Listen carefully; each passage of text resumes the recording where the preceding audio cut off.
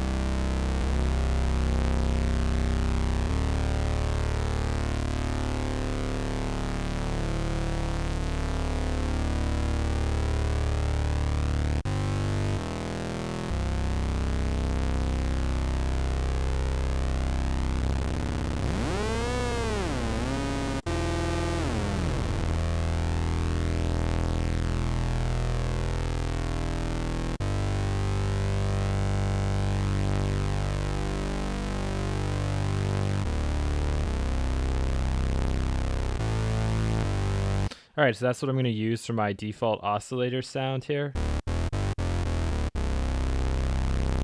Only one voice. I don't want too much detuning since this is mostly in the low end.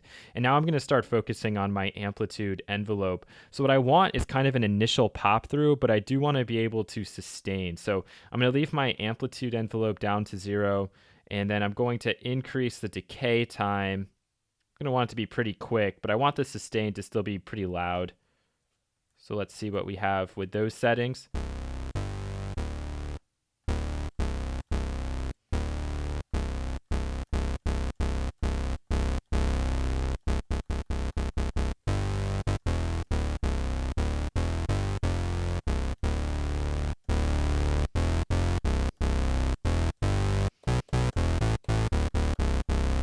So that's exactly what I'm looking for. I might just add a little bit of release on to the end.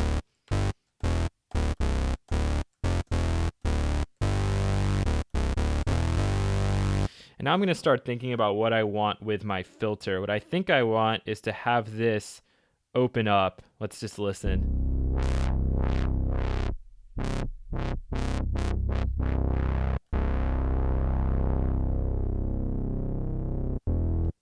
So what I think I'm going to do is I'm going to actually apply this the opposite way. So we're starting with the full frequency spectrum at the start, and then we're going to try to dull the sound a little bit.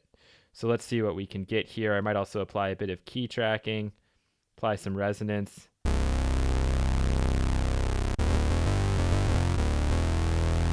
And now let's start to mess around with this guy a bit. So the sustain.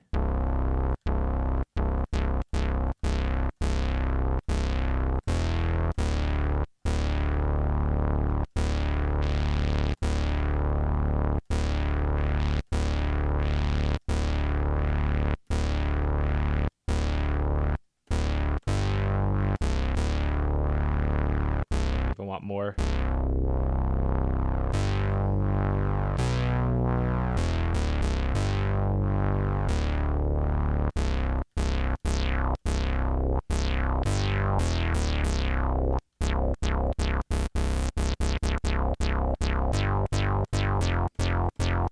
You can hear that click at the end.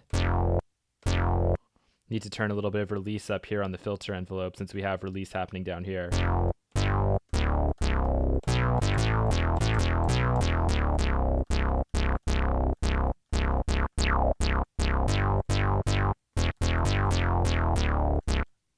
And then if I wanted, I could go back in and start to make additional changes to the oscillator section. So it can really start to become just like a bit of a loop. So then you might go back into the oscillator section and see, is there anything I want to change? And then, okay, is there anything else I want to change in the filter section?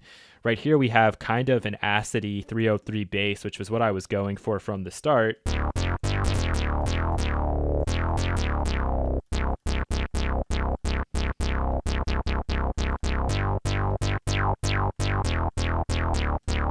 But we could go in and continue to change some of these parameters just to hear what happens.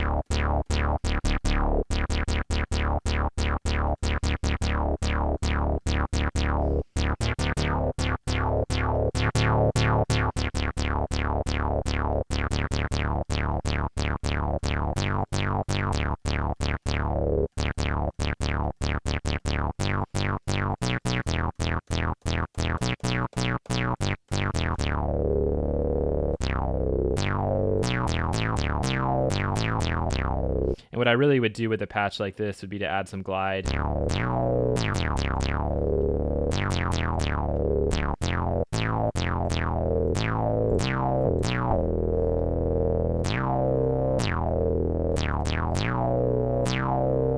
Something along those lines. I'm having a little bit too much fun at this point. But what I just want you guys to see is that we decided to go for like a kind of punchy, stabby bass sound, but I could have alternatively gone for a really wide and stretching pad, but I would have followed the exact same procedure. Just I would have set the oscillators up differently. I would have been playing in a different octave range. I would have probably increased the number of voices, added additional unison detune, completely changed around this amplitude envelope, and completely changed around this filter envelope. It's all about having a goal when you sit down and then trying to achieve that goal. Okay, if you do that, if you come in with a plan, you're going to find that you're able to make very successful patches relatively quickly.